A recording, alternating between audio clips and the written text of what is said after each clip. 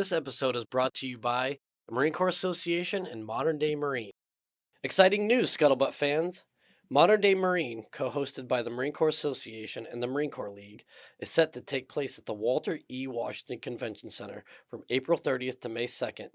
Dive into the latest innovations, hear from senior leaders across the Department of Defense, and connect with fellow Marines and defense industry partners. Registration is now open. Visit MarineMilitaryExpos.com for more details. That's MarineMilitaryExpos.com. Don't miss this opportunity to engage in the emerging Marine Corps advancements. Hello, Scuttlebutt listeners. My name is William, and today we're doing another installment of World of Wargaming today with the Director of Wargaming at the Krulak Center, Colonel Tim Barrick. Tim, how are you today? Good, William. Thanks for having me over. Awesome. Well, so the big news coming around the block is that we have Modern Day Marine coming up, and I hear that we have some pretty cool stuff in with the Wargaming convention going on there. So you know what? Why not? Why hide behind the curtain? Let's go. Let's talk about it. What do you have going on this year? Yeah, so first off, Objective 1 going at Modern Day Marine is our wargaming event. Last year was the first time that the Marine Corps had integrated a wargaming event in with Modern Day Marine. We are doing it again this year, essentially repeating a lot of the same stuff we did last year with showcasing both a combination of digital games and tabletop games, government ones and also the commercial industry ones that we utilize. We've got a number of outside organizations that are coming in also to showcase some of their games. Center for Naval Analysis being one of the primary ones there, coming in and showcasing some of those capabilities. And we've got guys from Leavenworth, the Army, coming in to showcase land power game. We've also got guys from National Defense University coming in, and we got folks coming down from Canada and from the European Center for Hybrid Threats are coming in as well. So we've got, these different organizations. The intent here is to showcase a number of games that are out there that are being used for different professional purposes, and to give this venue, give them the opportunity to put those on the table. So some of these are ones that we don't necessarily use or are not aware of, but it's an opportunity that we can exchange, perspectives on different games and the tools that folks are using. Obviously, we're going to showcase some of our games, both digital and tabletop. We got the Wargaming Cloud that has continued to improve and enhance some of those game capabilities. We have some new games that we're going to be showcasing that are part of that cloud at Modern Day Marine. And then the big development this year is we're running a legit tournament at Modern Day Marine on the convention floor that we're calling the Commandant's Cup. So this is a tactical warfighting tournament. We're going to have 3 events, and we're running a qualifier round right now. And you have to compete in the qualifier in order to be in this tournament. That way, we've got players that know how to play. They know what they're doing. They know the scoring. They know the game mechanics, and they can come in and essentially compete, participate in this event and compete, and also use this as an opportunity to showcase and demonstrate that, how war games can be used to stimulate learning and reps and decision making. So we're excited about it. It's going to be the first time doing it, and the clock is ticking. It's coming fast, but we're on a pathway to get there. Awesome. So who are some of the new additions coming in? Some give us a little sneak peek of who are some of the developers that are coming in this year specifically. So the 2 game companies that we work with most right now are Slytherin Matrix Games and then also Hex War Code Wizards. Interestingly, they're both UK based, and they're coming in and going to be demonstrating from a digital game standpoint some of their capabilities.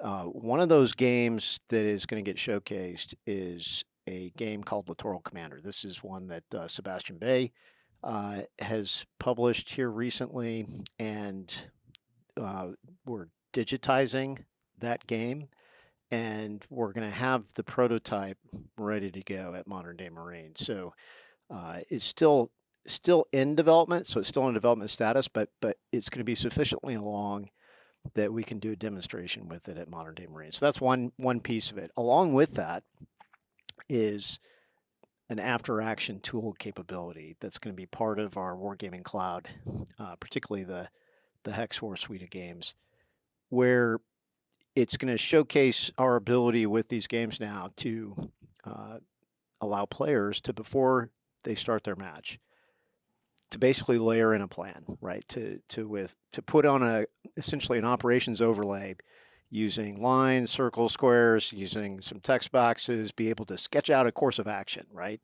And capture that as a layer in the game. And then at the after action, it pulls up the standard kind of after action report that you would expect or would want to have coming out of a game in terms of losses and what happened each turn. And then be able to layer in your plan that you had at the start of the game, right? And showcase, okay, well, here's what happened. And then you can layer in, here's what you were planning to do. And then that can spark a discussion about, well, how did it go, right? So I think this feature is what is essential to taking what is an entertainment-based game, perhaps, where people, typically what happens when you play a game, and I'm guilty of doing this, quite often you will jump right in and just start playing, right? You're not developing a theory of victory, or you're just going to figure it out as you play the game, right? That's what quite often happens when you're playing games. What we're hoping to do with this tool is create the forcing function to requiring players to actually plan, right? From a professional development standpoint, that's what we want them doing, is thinking about, hey, what is your theory of victory? How do you, what is your objective? What are you trying to achieve? And how do you think you're going to go about doing that? And we'll now have a mechanism to capture that. We're going to showcase that. We don't have that in our cloud yet. That is going to get run next month, and we're going to have the first prototype, step one, operational next month. And the timing with Modern Day Marine is perfect. So these are two key things. There's other things we're working on as well from Slither and Matrix Games. Flashpoint Campaigns Pro it's a great game. It's tactical level. Really, the sweet spot is battalion level operations. It does go down to company. You can elevate it to regiment, brigade, but by and large, it's a battalion level ops is a sweet spot. What we've been working with them on, and I don't think it's going to be there yet for Modern Day Marine, is an amphibious operations capability, so that you can basically have off-map ships with embarked forces that you can design your ship-to-shore maneuver plan and then execute it in the game. The game really focuses on ground operations, but we're going to allow that essentially off-map maneuver coming from the ship, right? This is something that will get delivered this summer. We're not really going to be in a position at Modern Day Marine to showcase that, but that is a key piece that we're going to showcase there. And of course, the flagship of Slither and Matrix Games is Command Professional Edition, some modern naval air warfare simulation. We will have that there as well. As part of Commandant's Cup, the Flashpoint Campaigns game is going to be a key feature in that, showcasing it, and I'll talk more about that in a bit. All right, so the Commandant's Cup, who were the contestants? So great question. So we put out there invitations to our Top Tactics Invitational. Our timeline was tight. I would have loved to have gotten a broader sweep across the Marine Corps. Would have really loved to get some operating force units from the FMF competing. We were on a very fast timeline, and marketing wise, we're gonna want to improve next year to get the word out better, so we get more organizations competing. But we have 6 organizations right now that are competing in our qualifier tournament, which we're calling the Top Tactics 24 Invitational. Those 6 organizations are the Basic School. We got Expeditionary Warfare School, Advanced Infantry Training Battalion East. We got the Marine Corps Tactics and Operations Group. We got Naval Postgraduate School, and we have a Marine Corps University / Command and Staff College team. So we have 6 organizations, and we're structured for the Commandant's Cup to be able to take 6 organizations with 4 people from each. So our max capacity is going to be 24 competitors at Modern Day Marine at the Commandant's Cup. Right now, we started with 40 competitors in Top Tactics from across these 6 organizations. Some of the organizations had more players competing, and we're in the process of trying to filter that down to identify who's the best from a tactics standpoint in playing these games.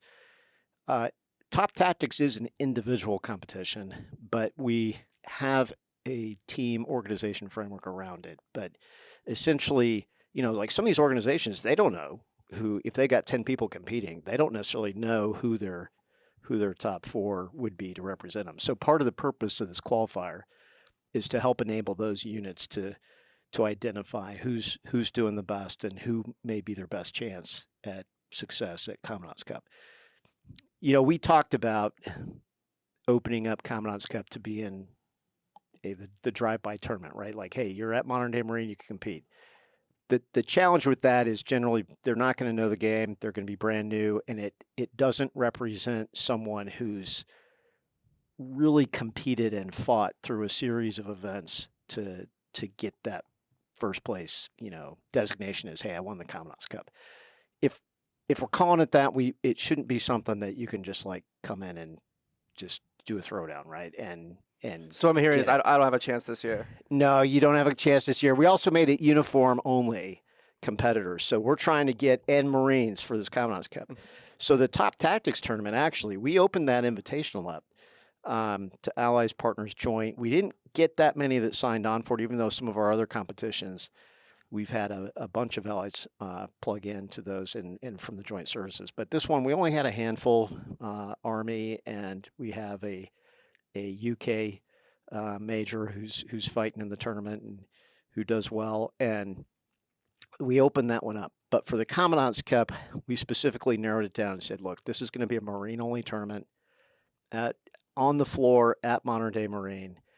And it'll be a team format with organizations represented with 6 organizations. And I'm glad that with the Top Tactics Invitational and the qualifier, we did get 6 organizations. So they're all going to send, hopefully, somebody, a team to represent them at the event. It's really a question now of who are they sending? Because some of them are going to have to narrow down their.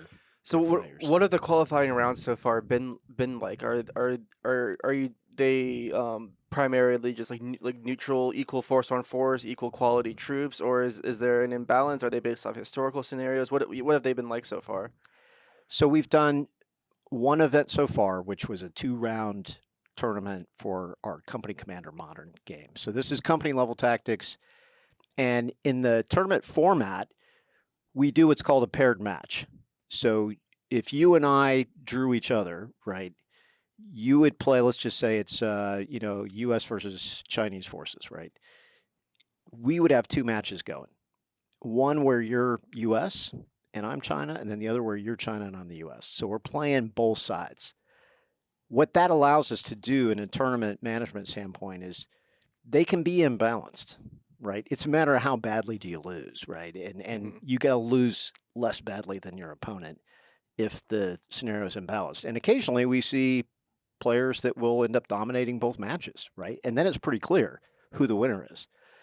But the paired match methodology gives us, from a tournament management standpoint, a lot of freedom, and it also allows us to create more interesting scenarios where we're not going for the perfectly balanced scenario per se. We could leverage just about any scenario, put it in a paired match framework, and then just see who emerges from both of those games with the better score. So it's a good differentiator. Plus, it gives us one more game to put score against to contribute to an overall score. And is like the format of the battles you're fighting, are they primarily meeting engagements where one unit comes to the other, one side from one side of the map, one side from the other, and then they have rooms to maneuver, and then or are they more like predetermined, like, this team's holding this ridge, this team's coming up from this direction, they have to fight, they're probably going to do so around here? We've got multiple formats in these scenarios. We've got one where you're holding ground as the Americans, and then the opposing side is trying to fight through and get off the map on the other side, right? And okay. you get points for getting, units off the map on the far side, and you get points for the destruction of enemy units, and there's objectives on the map. So the interesting thing about that scenario is you end up needing to make a choice between, are you going to go grab the objectives, almost like a capture the flag kind of thing? You got like 6 objectives on the map. You get points for holding those. So are you going to make your bid for success, grabbing the ground and trying to seize those objectives? Or do you just want to like bypass objectives and just get all your force, bum rush, and try to get through to the other side and get off the map on the other side? So you get points both ways, but you've got to balance, your bid for success of how are you going to approach this? Because you get points for both methodologies, and so you got to kind of do a little calculation to see which way you want to go. We've got another scenario that's a defense one where it's a very clear, the opponent is attacking, and then we have meeting engagement type scenarios as well. So that all goes into the scenario design discussion in terms of trying to create interesting scenarios that we know people would be interested in and want to play, and create a challenging tactical dilemma. And we're certainly wanting to expand our portfolio of scenarios, but that's a flavor of some of the ones that we've got. Awesome. So give us a little overview of how the tournament's going to function in Modern Day Marine. Is it going to be publicly viewable? And how many games will they be playing? Yeah, so what we decided to do for the Commandant's Cup is we have 3 distinct events. Event 1 is the company tactics game. That's the Company Commander Modern that Hex War Code Wizards make. And we are targeting a Marine unit versus Russia unit kind of scenario in that. In this one, particularly, the Russians are attacking, the Marines are defending. And we will be playing that one as a standalone event. And this is going to be a round robin. So we're going to have some teams, like we'll do team versus team. They may be competing individually, but bottom line is we're going to have almost like a 3-ring circus where with 6 teams, 2 will be over here competing in event 1, 2 will simultaneously be competing in event 2, and then 2 will simultaneously be competing in event 3. And then when we finish that round, they all rotate and go to a different event. And they'll do a counter rotation, right? So you'll end up competing against a different team in a different event. So each of these is going to be about a 3 to 4 hour evolution. And so that's going to take us basically a day and a half, right? So afternoon, morning, afternoon, over a day and a half, each of those teams will end up competing in the 3 different events. So event 1 is the Company Commander Modern game, very tactical level. Event 2 is battalion level tactics, and this is going to be using Flashpoint campaigns.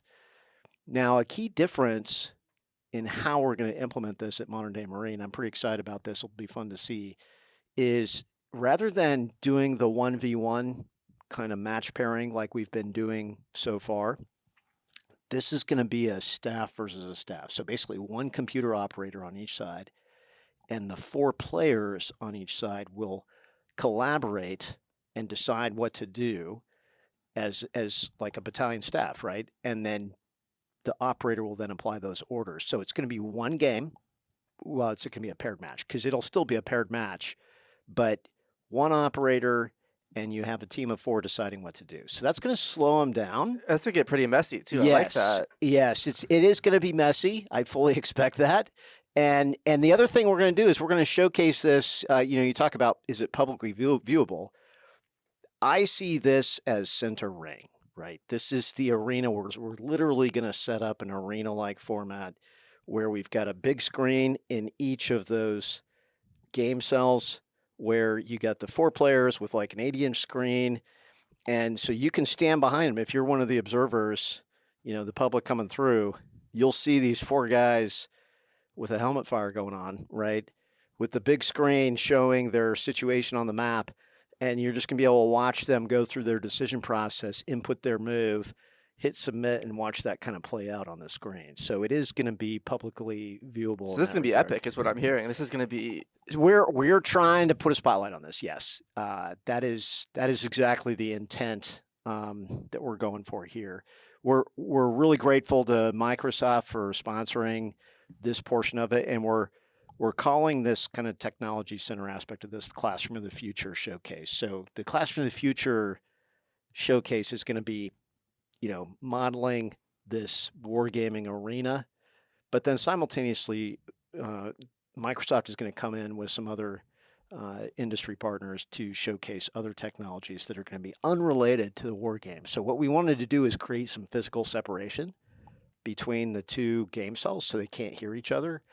So we've created this center area between our two battalion staff arenas where we're going to have other technologies being showcased, so people will be able to pass through in the middle, and it gives us that nice buffer space. So we've got the two game cells going head to head, are going to be kind of on opposite ends of this, right? And we're going to have other events going in between. So we create this physical separation so they can't hear each other making decisions.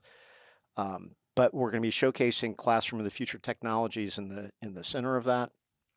And then on the sides of this arena are these two game cells competing head to head with the big screen and having those conversations that are publicly viewable by everybody. So yeah, absolutely see that as kind of almost a Friday Night Lights kind of event where they're in a fishbowl, frankly, and going to be watched by everybody that walks by, right? And so it'll be interesting to see how it goes. I'm very interested to see how this plays. I'm excited about it. We've never done something like this before, and it should be an interesting event. And hopefully, all the technology cooperates with us, and it's able to go smoothly. So that's event 2.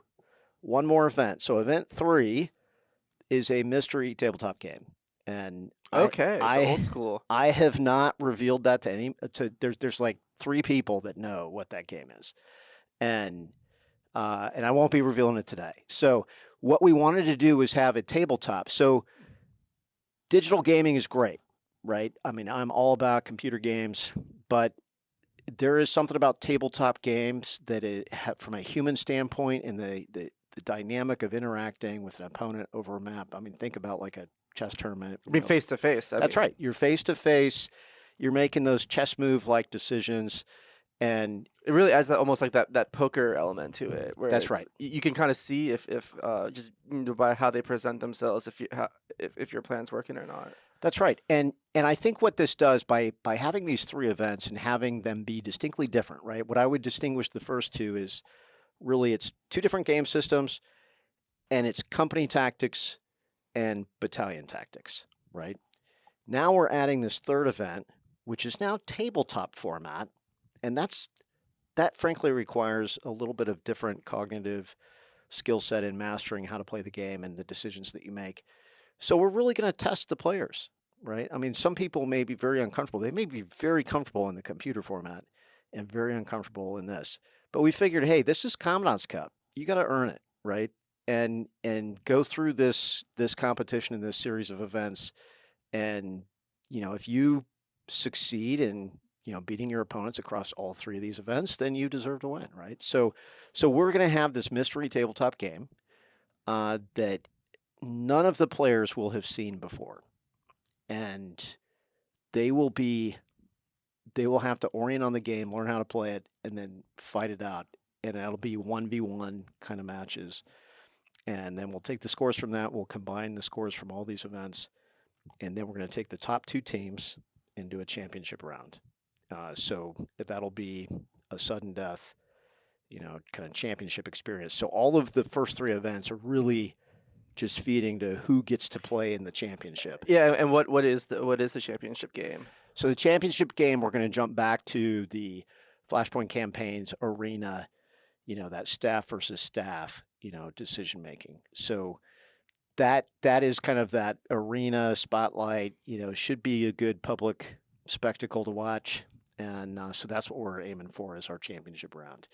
Awesome. So what time specifically during the day will these games be going so that our guests that they're at Modern Day Marine can come by and watch? Yeah. So the first day, the morning is simply going to be orientation, and this is we're talking 30 April through 2nd of May, right? Those are the dates in Washington D.C. at the Walter E. Washington Convention Center. So the morning's going to be orientation for the players, just get them set, oriented, so they see the lay of the land and what's going to happen, and also helps us just get administratively organized.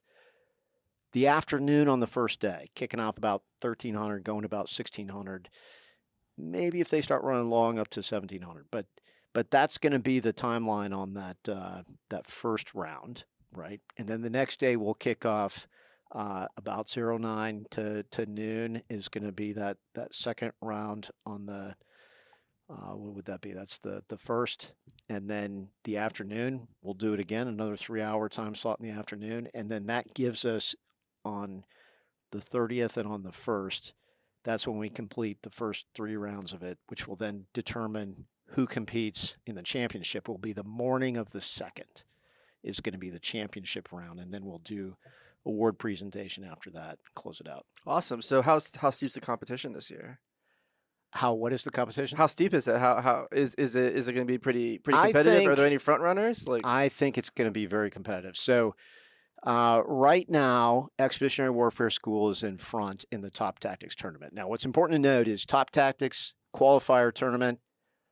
The points don't matter, right? I mean, it does matter in terms of that specific tournament, but that's a standalone tournament. When they show up at Modern Day Marine for the Commandant's Cup, it's a 0 score, right? So they could end up in 6th place in the Top Tactics tournament and end up in 1st place going through Commandant's Cup if they apply themselves and master the tactics. So, but that said, I'd say there are some early indicators right now. I'd say Expeditionary Warfare School is certainly a competitive set of players. Now, they have a little bit of an advantage in that a lot of those guys have been competing in our Wargaming Cloud already in some of the tournaments and that we run at other times of the year. And so I think they've got a little bit more familiarity with the games and with our Wargaming Cloud capability. But they're out in front right now.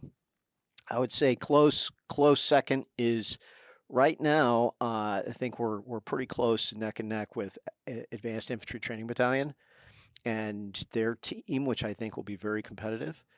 And actually, the Naval Postgraduate School is doing very well. They've got some guys competing in this that are holding their own. I did not expect them to be as well placed as they are. But we've only had the first 2 rounds of Top Tactics, and so we're only about halfway through this tournament. And so I would say it's still anybody's game. But we've got a really good sprinkling of some stellar wargamers in there, and some of them are competing individually. So because Top Tactics is an individual tournament, like we got an Army Major who has been competing in almost every tournament we've done. He's doing very well, and we got a UK Major that's been competing in almost everything we offer, right? So this Army Major and UK Major are competing as independents, right? The age-old rivalry. That I would not be a bit surprised to see them both finish in the top 5.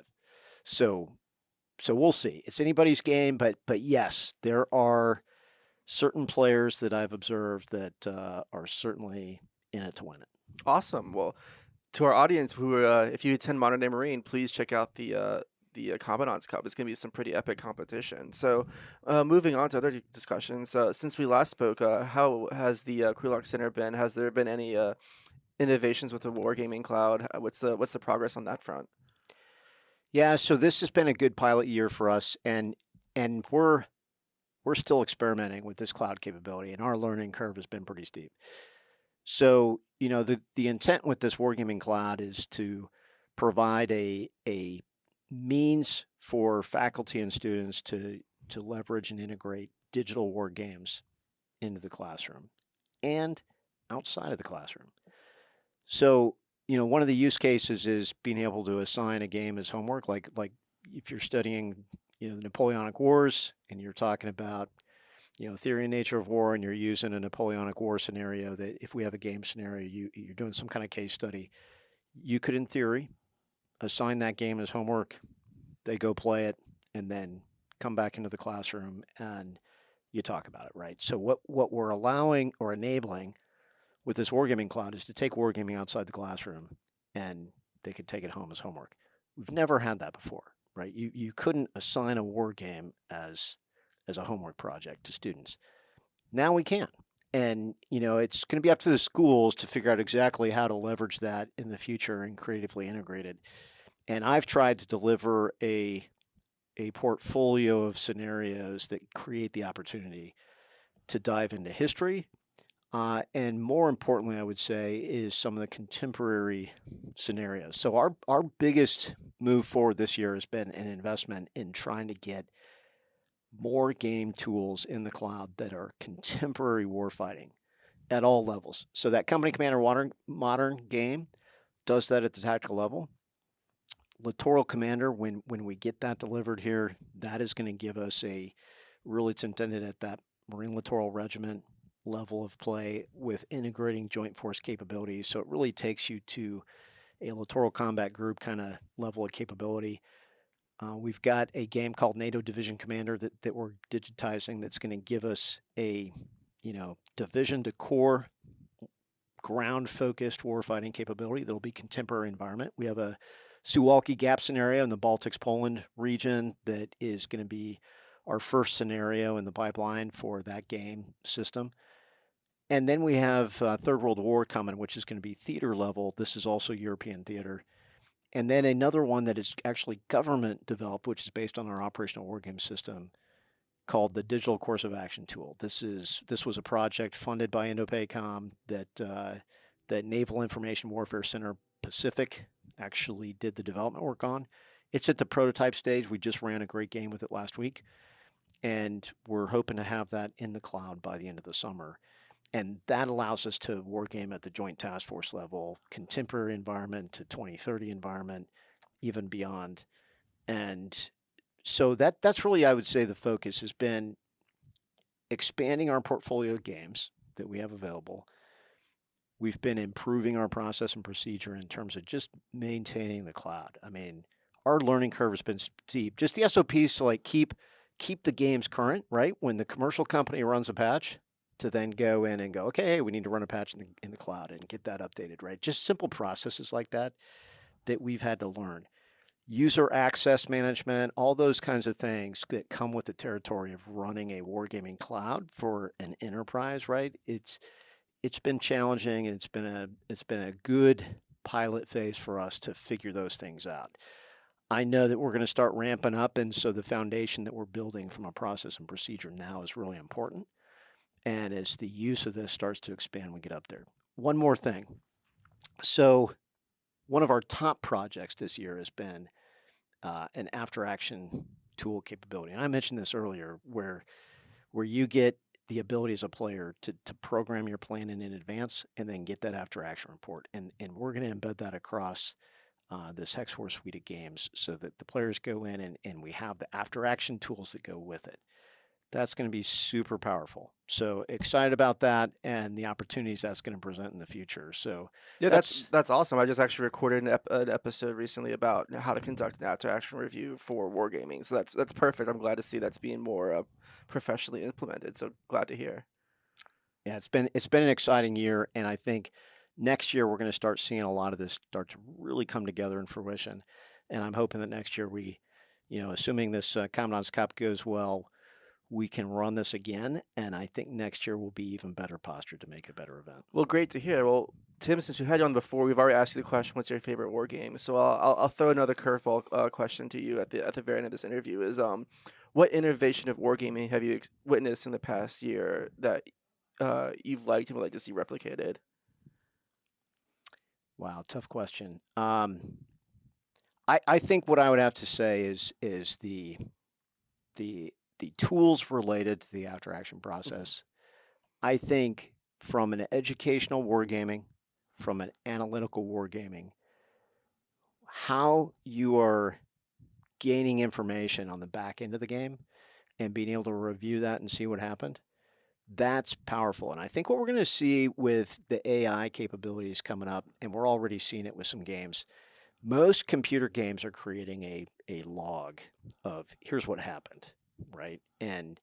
But that log can be pretty long, and trying to read through, just if you're skimming it as a human, just trying to go through there and, you see, hey, this die roll against this unit and this was the result. And you're getting hundreds of those, right? And even thousands of those interactions in adjudications. It's really hard to then go back and say, okay, summarize what happened, right? But what we're seeing with large language model AIs is the ability to take a scenario log and then synthesize that and spit it back to you and say, here's what happened, right? I think that this is going to be super powerful across all the gaming industry, both in the commercial sector and the government sector, to be able to better capture, here's what happened in the scenario, here's what unfolded, especially when you have a scenario where you got lots of different things going on, lots of entities in the game, and then you want to look back and go, okay, what happened here? And from a scoring, I'll put my tournament manager hat on, right?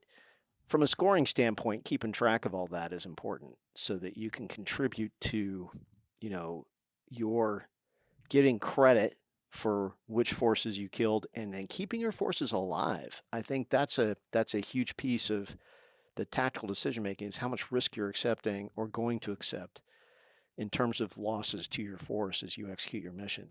So all these after action tool capabilities, and as we get to large language model AI to be able to synthesize this and spit it back to us, is going to help people make better decisions as they better understand, that second, third order effect. When they make the decisions, they play the game, they see how it plays out, and then they're getting that feedback report on the back end that summarizes it for them. That's going to help them better understand, okay, here's what happened and here's how it played out. And then they can go back and look at their decision and make a better judgment on, hey, was that a good call or was it not, right? And they may be able to better see where their plan went awry or where it really succeeded, right? What were those decisive points in the unfolding of the scenario that really contributed to the outcome? And I think if we have better tools that help us see that, then it really helps you then go back and reflect on the scenario and take a look at it and see what happened. And that's where the learning is going to occur. All right, well, Tim, thank you again for coming on our show. We really appreciate it. And to our audience, go to Modern Day Marine. It's going to be awesome. We have tons of stuff this year. Scuttlebutt will be there. And definitely check out the Commandant's Comp. We'd love to see you. All right, have a good one. All right. Thanks, William. We would like to thank the Marine Corps Association and Modern Day Marine for sponsoring this episode. Attention, Scuttlebutt listeners. Prepare for an incredible experience at the Modern Day Marine Expo, happening April 30th to May 2nd at the Walter E. Washington Convention Center. Dive deep into military advancements and networking. Plus, the Objective One Wargaming Convention is back for its second year. Expect nothing short of awesomeness, so bring your A game. Don't miss out. Secure your spot now. Also, Nancy, William, and I will be on site recording episodes live from the showroom floor. Come by and say hi. Visit MarineMilitaryExpos.com for more details and to register. That's MarineMilitaryExpos.com. Hope to see you there. Scuttlebutt is a production of the Marine Corps Association. You have heard the voices or contributions from Major Vic Rubel, USMC retired, Nancy Litchman, and or William Trudy, and Colonel Tim Barrick, USMC retired. Ty Frazier is the editor, sound engineer, and technical producer. The Marine Corps Association is not an agency of the U.S. government.